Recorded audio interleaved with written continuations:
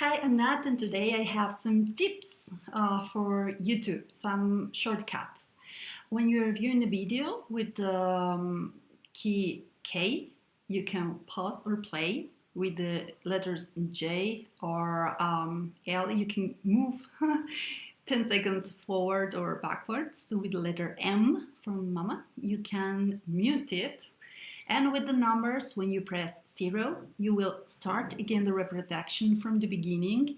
And with the numbers, you will be able to move. For example, if you press the number 5, you will move to 50% of the reproduction of the video. I hope this was helpful. It works with JAWS and with VoiceOver. I noticed that with VoiceOver, also when I press space, it's pause and play the video, but you must be inside the reproductor.